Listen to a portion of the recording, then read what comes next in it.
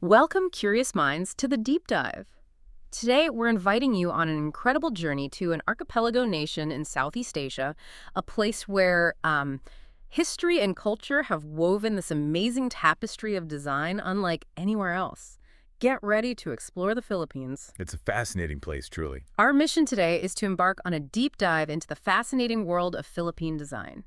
We're going to uncover how centuries of diverse influences, from ancient Asian trade to colonial periods and modern innovation, have shaped its truly unique aesthetic. Yeah, and we'll unearth some surprising facts and, I think, profound insights that reveal the Philippines as this real crossroads of creativity, hopefully giving you a shortcut to being well-informed. And to guide us through this rich tapestry, this exploration is meticulously drawn from a wide array of sources, right? We've pulled together historical accounts, cultural studies, detailed analyses of art, architecture, craftsmanship. Exactly. All curated just for you, the listener. All right, let's unpack this journey. Starting at the very beginning with the pre-colonial foundations of the archipelago. Geographically, after the last ice age, when sea levels rose, the Philippines emerged as this vast archipelago. Right. Surrounded by water, but already home to these small, self-sufficient groups of hunter-gatherers. It truly highlights how crucial adaptation was from day one. It's fascinating, isn't it? This early human ingenuity really adapted to the environment. Totally. And around 7,000 years ago, we start seeing the development of food crops like rice and millet in neighboring regions, places like northeastern India, Burma, Thailand, China. It's an early cradle of the agricultural revolution. And rice, of course, being tropical. Exactly. It thrives on water. Southeast Asia's monsoon zone, with its, perpetually soggy soil, was just perfectly suited for its cultivation. And to this day, the plowing of these fields is often done with the help of a carabao, that beloved, sturdy water buffalo. What's remarkable is how this geography shaped its people. Many of the descendants of the Malayo-Polynesians were incredible seafarers, weren't they? Carrying their traditions right across the entire Pacific Ocean. Absolutely. And how do we know this? Well, theories about their spread are strongly supported by archaeological sites. They reveal shared cultural traits and material artifacts like pottery, exhibiting remarkably similar characteristics across vast areas. It's like finding the same signature thousands of miles apart. Precisely. And their earliest crafts truly showcase this mastery of natural materials. Take terracotta pottery, for instance. It emerged around 5800 BC, kind of coeval with plant and animal domestication. And these were made by hand. Entirely shaped and molded by hand initially. This tradition really proliferated, leading to what some call the golden age of pottery in the Philippines. We see countless shapes and surface ornamentations, incised, imprinted, excised, appliqued, really intricate stuff. But no potter's wheel yet. Right. It's important to note they didn't use the potter's wheel until they came into contact with the great Asian traditions later on. Instead, they relied on ingenious hand-molding techniques, sometimes placing work on a mat that could be rotated and using paddles and anvils to thin the walls. Clever. Yeah, and the way they open-fired these pieces also determined their color. Red if cooled in an oxidizing atmosphere, or blackened if cooled in a reducing one. Given the Philippines' archipelagic nature, it's no wonder that boat building was absolutely vital. The waterways were, they were their ancient highways, essentially. Totally. So fundamental was the sea that some of the first social political organizations were called barangay, a term that refers to both a social group and a type of boat. Wow, that's revealing. It really highlights how deeply social organization was patterned after the strictures of a ship's crew, like a floating community. They built all sorts of watercraft, from simple rafts and dugouts known as boloto to large vessels with double outriggers called parao, prahu, or balanghe. And these were serious vessels. Oh yeah. They were so streamlined and lightweight they could literally be carried onto land, and they were said to sail like birds. We even have specific regional examples, like the Iwatan Tataya from Batanes, unique because they were rowed, not paddled, and had different types for fishing, inter-island travel, or trade. It really speaks to a deep connection to their aquatic world. That intimate relationship with the sea naturally opened the Philippines up to a world of early Asian influences. The warm, tropical monsoon winds, they played a huge role, right? A massive role. Blowing consistently, they contributed immensely to developing a prosperous maritime trade. And this trade wasn't just about goods. It encouraged widespread social, cultural, economic changes. It introduced new people with diverse religious, political backgrounds who both shaped and were shaped by local histories. A true melting pot. And this brings us to the Indic influences, which are truly fascinating. Some of the earliest known influences came from Hindu and Buddhist traders and monks. Right, exchanging textiles and sacred gifts for local goods. Early local rulers, for instance, adopted Hindu titles like Raja and the associated symbols of power. And the name Visaya. Well, the term Visaya itself, referring to the Central Islands, is even suggestive of her place in the Hindu tributary system. Vichaya, meaning victory or prosperity. Now, finding physical evidence is tricky, isn't it? Because of the Spanish colonial period. It is. There's a scarcity of ancient Hindu, Buddhist, or shamanistic scripts and material remains, largely due to Spanish colonizers destroying what they saw as pagan idols and books. And unlike, say, Bali and Indonesia, stone temple complexes weren't built in the ancient Philippines. But the influence was still there. Oh, definitely. Substantial archaeological and historical evidence points to many small trading centers specializing in prestige goods, potteries, textiles, medicinal plants, plumes for trade. So while the grand stone structures might be missing, the cultural echoes are absolutely clear. Okay, so shifting gears a bit, let's talk about Chinese influence. Their dominance in Southeast Asian sea trade really grew after the Srivijaya Empire started to decline around the 1400s. Right, and this surge was partly driven by a sudden population increase during the Ming Dynasty, plus frequent epidemics back in China in the early 1400s. These factors likely spurred the Chinese to search for additional supplies, and the Philippines, rich in resources, was a prime spot. And their influence on art was profound. Silk, for instance. Yeah, absolutely. Chinese traders introduced silk during the days of the Datis, and it stayed popular for clothing right up until the Spanish regime.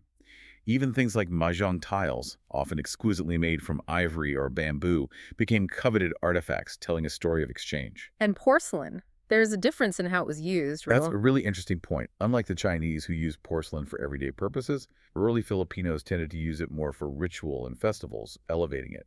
You still see examples of Canton porcelain with those classic hand-painted landscapes, flowers, dragons. And those barrel-shaped garden stools. Yeah, the Qing garden stools. Nowadays, often recycled as stylish plant stands or end tables. Shows their enduring aesthetic appeal, doesn't it? Definitely. Now, architecturally, the Chinese impact is huge, especially in places like Binondo. Binondo, recognized as the oldest Chinatown in the world. Established by the Spaniards in 1594 to keep an eye on Catholic Chinese, but it was already a bustling Chinese commercial hub even before they arrived. And Cebu is another major center. Very much so. People say the whole Cebu was one big Chinatown. The galleon trade really fueled the influx of Chinese immigrants there. The Cebu Taoist Temple, built in 1972, is a fantastic example of this Sinoy Chinese-Filipino architecture.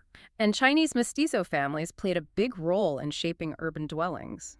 They did. Through intermarriage with prominent Filipino and Spanish families, they created homes that reflected these diverse identities. Think of Casa Gorordo. These mestizo houses often blended practical elements like stone ground floors with wooden upper floors, but also incorporated distinct Chinese features, latticework, those characteristic hipped rooflines, full-length sliding windows. It's a wonderful architectural blend. That's fascinating. And it seems likely the Chinese also influenced furniture use. It seems so. Accustomed to furniture, they probably introduced Filipinos to simpler forms like dining tables and benches. Initially, Chinese and mestizo artisans were the main furniture makers, but native Filipinos picked up the craft of church. Bataga's furniture is a great example. Like the Almario. Exactly. Inspired by Chinese ink stick stands with basically open shelves. And there was a Chinese craftsman, Ate, who created the calabasa bed, mixing European and tropical plant carvings. Yeah, and much of this craftsmanship used distinct Asian motifs, wing-like flanges, lion masks on legs, Ming chain patterns, and importantly, Feng Shui principles often influenced the layout, emphasizing symmetry and orientation for harmony. Okay, moving on to Japanese traces. These seem a bit subtler in the records, perhaps overshadowed by World War II. That's generally true, though there's evidence the Japanese intended good relations pre-war, with Filipino officials even promoting the language during the occupation. But earlier, in the early 20th century, thousands of Japanese laborers came over. At the invitation of the Americans. Yes, they made significant contributions building mountain roads like Kenan Road in Benguet. Some stayed in Baguio, starting vegetable and strawberry gardens, while others went to Davao and cultivated Manila hemp. So there was definite interaction. Absolutely. And that interaction must have led to physical manifestations in design, especially interiors. Japanese craftsmen worked alongside Chinese builders. We see things like lozenges and chrysanthemum motifs in furniture, and the adoption of sliding windows and persianas, those slatted shutters or louvers, are often attributed to Japanese influence. Now, here's a twist. The global fascination with Japanese goods started way back, didn't it? Like 17th century. It did. The Manila galleon trade plus Dutch ships were key in bringing Japanese goods to America and Europe, even during Japan's Sakoku, or closed period. Before Commodore Perry. Exactly. And stores like Tiffany & Co. actually grew by selling Japanese lacquerware, these Japan articles. This led to Japanism, a huge influence on Western art impressionism, post-impressionism, Art Nouveau, Art Deco. Artists like Monet, Degas, Van Gogh were collectors. Keen collectors. Some artists directly depicted Japanese themes, others adopted stylistic elements like asymmetrical composition. It shows how interconnected the global art world was even then. And this fascination continued. Oh yes, Puccini's Madame Butterfly in the early 20th century. And after Japan reopened fully in the late 19th century, Japanese Satsuma and Imari tableware flooded into Philippine homes. Architecturally, you see gestures like the Japanese garden in Rizal Park, built to promote friendship. How did this translate to interior design in the Philippines? Japanese minimalism versus Filipino intricacy seems like a clash. It's a definite contrast. Japanese simple, clean lines versus the Filipino love for carving, intricacy, color. Maybe not total adoption, but an understanding of Japanese spatial treatment could, balance the local aesthetic, add some calm. And designers experimented with this. They did. Even in the 50s and 60s, designers like Willy Fernandez simulated Japanese interiors using Oriental elements.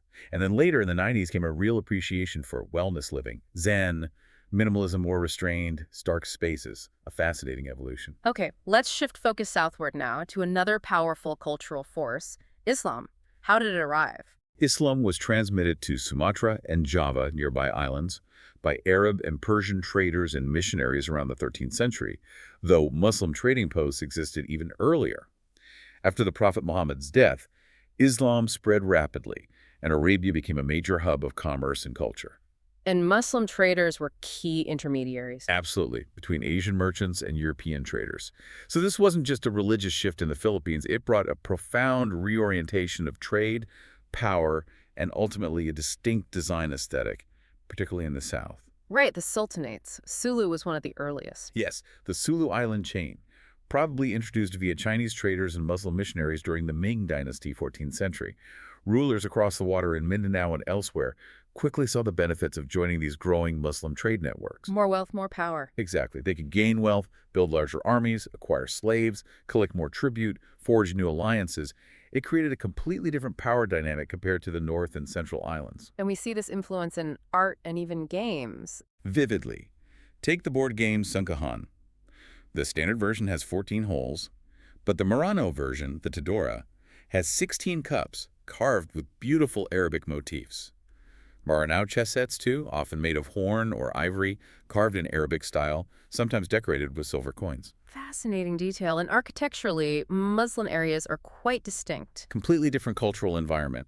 Only in Muslim areas do you find a separate, often grander architectural expression for the house of the leader, the Datu, or Sultan the Torah. Morogan, right. Instantly recognizable, proclaiming status. And secondly, only in Muslim areas do you find distinctly native religious architecture embodied in the mosque. You have grand examples like the Grand Mosque in Cotabato City, completed in 2011, with huge gold-plated domes and minarets. And that pink mosque. Ah, yes, the Masjid de Mokum in Maguindanao, painted pink reportedly to symbolize peace and love, built by workmen from different faiths to symbolize unity. Really quite striking. Okay, so now we enter the Spanish colonial period, a period of profound transformation and, well, hybridity. Absolutely. The Spanish introduced key concepts like reduction. This involved grouping scattered barangays into larger, compact towns. Primarily for control and conversion. That was the main goal, yes. Easier administration, easier religious conversion. Hand in hand with this was the Plaza Complex, a town planning model where the fort and church were central, and society was arranged sort of concentrically around them based on class, a total reordering of space. And out of this came the iconic Bahay na Bato. The stone house, yes, or Bahay na Tisa for its roof tiles. An incredible evolution of the simply Bahay Kubo. It incorporated significant improvements for air circulation and lighting, adapting to the tropics while bringing in Spanish elements. We also saw accessoria, apartment dwellings for rent. Let's walk through the Bahay na Bato. The ground floor was often stone. Usually, yes. You'd find the zaguan, a sort of vestibule for storage, carriages, even processional floats, often an entresuelo above it, a mezzanine for an office or servants' quarters. Then the grand staircase, the escalera. Right, leading up, often with detailed barandilla or balusters. And at the landing, the meseta or descanso, a nice spot for seating, the ground floor was generally more utilitarian, And the upper floor, usually wood. typically wood. You'd enter the kaida, or kaida, a spacious anteroom, a transition space for welcoming guests, informal gatherings. Nearby might be the oratorio, the prayer room with the family santos. The main living area was the sala. Yes, the sala, often facing the street or plaza, for family leisure and social activities. Meals were in the comedor, next to the cocina or kitchen. The kitchen had that clever banguera, an open shelf, usually bamboo or wood slats, for drying plates, And storage. a despensa or pantry. The bano, bathroom, was originally outside, near the well. The latrina, or toilet, used ash from the kitchen to control odor. Clever. And outdoors. The azotea, an open terrace, often built right on top of the aljabe, the masonry water cistern collecting rainwater. And finally, the cuarto, the private bedrooms, usually furnished with a cama bed, tocador dresser, apparatus cabinet, and mesa table, a clear separation of spaces. The interior treatments sound quite elaborate. They could be. Ceilings might have hand-painted geometric designs or floral tendrils, sometimes embossed tin or metal. Walls were usually light colors, partitioned wood or plastered stone, with decorative friezes. Bayambo's freestanding dividers offered flexible separation without blocking light or air. And flooring. Chinese granite slabs were common in the zaguan. Black and white marble was a status symbol, quite expensive. Stairways often used rare woods like nara. Windows were cleverly layered, translucent capiz shells for diffused light and privacy, plus louvers and solid wood panels. Doors were often grand double doors with transoms above. And those unique features like the ventanilla. Yes. The little windows right under the main windows, with balusters or grills. Great for extra ventilation and peeking out discreetly. The velado was like an interior balcony or gallery, aiding circulation. And the calado. Pierced transoms. Exactly, between wall and ceiling, Yeah. letting light and air flow through. Similar in function to Japanese Rama screens. Practical beauty. Then you have the barandilla, balusters, the media agua, window canopy, and the banguera in the kitchen, that ingenious plate drying rack. Brilliant tropical solutions. The furniture inside sounds like a real mix. It was a fascinating blend of locally made pieces and Spanish imports, especially from the 1800s onwards. Distinct regional styles emerged too. Like Batanga's style. Right, from the 17th century, showing clear Chinese influence, sturdy, simple lines, often using that purplish tendalo wood, shallow carving, tenon joints. Contrasted with Ballywag style. Yes, from Bulacan, more European influence there, Queen Anne, Sheraton styles, often narrow wood with bone inlay, cane seats, reflecting 18th century English furniture brought by the Spanish. But the uniquely Filipino pieces are the most intriguing. The salon perezosa. The lazy chair, derived from Chinese reclining chairs built for serious lounging, or the butaca, the plantation chair with those super wide armrests that doubled as footstools. And the gallinera. The settee with the chicken coop. Yes. A settee with a built-in coop for a prize gamecock underneath really tells you something about daily life and priorities, doesn't it? It certainly does. And the ate bed. Named after its Chinese maker, a four-poster known for its calabasa or squash-like carvings. What's striking is how furniture arrangements, unlike rigid European styles, really prioritize comfort and utility. They felt like, as someone said, maps of human behavior. And the accessories. Family heirlooms were important. Very much so. People treasured items passed down. Illumination came from lamps with pressed glass shades, maybe grand hall lamps with colored glass, even Dutch pulley lamps. Tableware included big Cantonese tureens, Leisure items. picture blocks, mahjong tiles, flower pots, and colorful carnival glass. Games like Santorin, Muslim chess, regular chess, and sunka boards, that traditional counting game. Plus, lavador wash stands, Santos embroideries, crucifixes, special cookware, imari vases, perfume bottles, figurines. A rich mix. How did these interiors reflect the overall aesthetic standards? They were heavily influenced by Spanish and European norms, religious themes, classical conventions, elite conservatism. But there was also this Filipino penchant for filling space. Dean Geronimo Manahan suggested it stemmed from the tropical environment, a need to connect things, fill the void, reflecting a belief in cosmic order. So furniture and ornaments were often clustered together. You can really see this in preserved houses like Casa Manila or Casa Gordo. Absolutely. Casa Manila in Intramuros shows off features like balcon barandillas and Persiana doors. Casa Gordo in Cebu is a perfect example of that cultural blending from intermarriage stone walls, vegan tiles, biombos, those beautiful dividers, maybe a Tiffany lamp right next to a Japanese tea set. It's tangible history. Even places like Posada La Patriciana with its Arania chandelier and colonnette columns. These homes are living museums. They truly are. And beyond homes, the Spanish impact on churches was immense. They had specific parts: the nave, aisles, transept, altar, apse, coro, choir loft, sacristia, pulpit, each with a liturgical function. And the landmarks are incredible. Manila Cathedral. Romanesque style. Laob Church with its sinking bell tower, Italian Renaissance. Poway Church, the famous earthquake Baroque with massive buttresses to withstand tremors. That's San Agustin, San Sebastian. San Agustin, the first stone church in Luzon with true barrel vaulting. San Sebastian, the unique all-steel Gothic Revival Church. Tal Church, the biggest Spanish one. And Miago Church in Iloilo with that amazing Aztec-like facade built like a fortress too. And they built forts and civic buildings, too. Of course. European-style fortifications like Fort San Pedro in Cebu, Fort Santiago in Manila, strategic defenses, civic buildings like the Ayuntamiento, seat of government, the Aduana Customs House, reinforced Spanish control. And education. They established key institutions. Foundational ones. The Universidad de Santo Tomas, founded 1611, the oldest university in Asia. Colegio de San Juan de Letrán, too. Crucial in shaping the intellectual landscape. Okay, let's transition into the American colonial period. A whole new wave of styles arrived then. A big shift. We saw the Gabaldon schoolhouses cleverly integrating Bahena Bato and Kubo elements suitable for the climate. Beautiful functional schools. And neoclassic, Art Deco. Yes, neoclassic grandeur like the Manila Post Office. Art Deco coming from France, seen in the Metropolitan and Capitol theaters. And then streamlined Deco, simpler, linear, rounded corners, glass blocks. Think of the Kazan Institute. Very modern industrial aesthetic. Urban planning also took a leap with the Burnham Plan. A monumental step. Yeah. Daniel Burnham's vision, executed by William Parsons. It was comprehensive street systems, building sites, waterways, transport. Really shaped cities like Baguio and Manila with a structured, modern approach. And this era produced generations of defining architects. Absolutely. The first generation included Americans like William Parsons, Manila Hotel, PGH, and Filipinos like Juan Orellano, Legislative Building Post Office, and Antonio Toledo, Manila City Hall, and Tomas Mapua, the very first registered architect in the Philippines. Then the second generation built on that foundation. They did. Figures like Juan Nakpil, the first national artist for architecture, Right. Andres Luna de San Pedro, bringing Art Nouveau, Pablo Antonio, another national artist, Fernando Ocampo, Cesar Concio.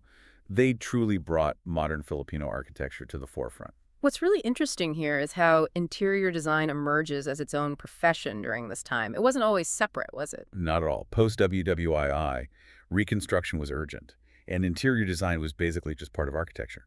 Architects did their own interiors. Sometimes wealthy art collectors influenced things, and anyone providing furniture or curtains might be called an interior decorator with no formal training needed. Very informal. So when did it start becoming professionalized? Really in the early to mid-1950s, thanks largely to architecture graduates from UST names like Willie Fernandez, Leticia Sablon Limpo, Belen Sablon More, Edith Oliveros, Mercedes Beringer Topacio. They either studied ID abroad or really pushed for a professional outlook back home. And USD started offering it as a major. Yes, in 1954, a pivotal moment. These pioneers, along with Lord Calma, also set up showroom displays at Aguinaldo's department store, a popular way to introduce new styles to the public. Then the building boom in the 60s created a need for regulation. Exactly. Middle-class housing, offices, it exploded. This led directly to the formation of the Philippine Institute of Interior Design, PIE, in 1964. Lord Calma, Ched Beringer Topacio, and others founded it. And they started shows and competitions. Their first big activity was the annual Design and Decoration Show in late '64, showcasing trends. They started student competitions too. And in 1967, Edith Oliveros and Lord Calma established the Philippine School of Interior Design, PSID, further solidifying training. Then came formal licensing. Key milestones followed. The Specialty Board of Interior Design, BOID, under the PRC, was formed in '82, allowing the first licensure exams in '83. Different groups merged into PID for a stronger voice. The Council of Interior Design Educators, CID, standardized curriculum. And legislation. Crucial. Republic Act 8534 in 1998 spearheaded by pioneers like Limpo and Moray, formally defined interior design as autonomous, regulated, separate from architecture, requiring licensure. PID also gained international accreditation, a huge step. But even that wasn't quite enough. It seems not. By the 2000s, issues remained like unlicensed people, using the title eye doctor, loopholes for foreign practitioners. This led to Republic Act 10350 in 2012. What did that change? It reinforced the profession. The eye doctor prefix became exclusive to licensed professionals, a mark of certification. It required foreign consultants to have permits and experienced local partners. It also included a grandfather's clause for experienced unlicensed practitioners to get licensed based on their portfolio. So with all that history, how is interior design officially defined now? It's defined as both the science and art of planning, specifying, selecting, organizing surface finishes, materials, furniture, furnishings, fixtures, all for an architectural interior. The goal is space allocation to suit the intended function, movement, and character.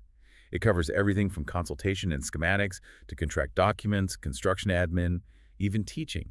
It's comprehensive. So why should someone listening hire a PIAD member specifically? It's the guarantee. It ensures the designer meets the highest Philippine professional standards. They need a bachelor's degree, they must pass the tough national board exam, and they have ongoing professional development requirements, CPD. It ensures expertise, accountability, and peace of mind for your project. Makes sense. Okay, moving into the modern period architecturally, new global influences kept arriving. They did. Seeds of Louis Sullivan's functionalism, the Bauhaus school, they took root. This led to styles with asymmetrical forms, smooth facades, cubic shapes, pilates lifting buildings, large windows, flat roofs. Think of the National Press Club or the Lopez Museum. And the Quezon City Master Plan brought specific features. Yes, things like brise soleil, sunbreakers, innovative concrete shell structures, pierced screens for shade and ventilation, styles like space age, tropical regionalism, and neo-vernacular, like the widespread bungalow house form, became common. Landmarks from this era. The Quezon Memorial Monument, the original Manila International Airport, first modern one in the Far East, had the country's first escalator in the early 60s. UP buildings, the Insular Life Building, the first skyscraper. And the architects leading this modern movement. Key figures like Leandro Locsin, the third national artist for architecture, gave us the CCP complex, PICC, the Church of the Holy Sacrifice. Francisco Manosa, a huge proponent of distinctly Filipino modern architecture, Coconut Palace, San Miguel Building. Gabriel Formoso, too, Club Filipino, AIM. They synthesized global modernism with local identity brilliantly. As we've tracked these big shifts, it's crucial to circle back to the incredible traditional crafts and regional diversity. Luzon, Visayas, Mindanao, they're distinct, right? Absolutely. Each major region has its own political, social, cultural nuances, and that translates directly into diverse designs and art forms. Let's start with Luzon, largest island, Manila, named after a plant. The Niled plant, yes, white flowering. Historically, it's where Legazpi arrived in 1571, where Rizal and Bonifacio stirred revolution. Vigan is there, beautifully preserved Spanish city. And geographically, Mountainous rice terraces, especially Ifugao, incredible engineering. Caves, windswept Batanes Islands, home to ethnic groups like Ifugao, Hill people, Ikarot Mountain people, Bontoc, Kalinga Apayao. mostly Catholic, but with underlying older beliefs. Right, Catholic majority, but animist beliefs in Bathala, Anitos, spirits, still echo in folk traditions. Mary became very prominent. Festivals are dramatic Morianis masks and Marinduque the Vibrant by his Harvest Festival. Fashion, the Barong Tagalog, is key. A powerful symbol of nationalism, worn outside the trousers, originally a subtle defiance of Spanish dress codes. You also have intricate traditional headgear, Ifugao wrap skirts, and puyu. And specific Luzon arts. The Binakal textile from Ilocos, with its dizzying optical patterns. Vibrant Kalinga textiles. Isneg blankets. Irayamangan basketry is renowned. Sculpturally, the Bulul rice god, guardian of granaries. Wooden Santos. And of course the jeepney. Pure pop art decor on wheels, born from recycled U.S. Army Jeeps. Vernacular architecture, that floating volume idea. Yes, houses raised on stilts adapting to floods, aiding ventilation, examples, Apayao houses, Ifugao houses, and the unique Ivatan Raku stone house, thick Kogan roof, sometimes with a net, built to withstand typhoons.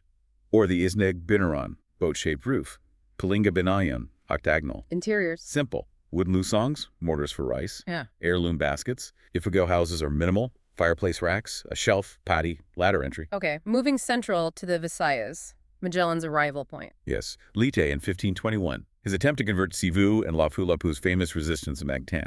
Cebu City is the oldest city, now a major hub.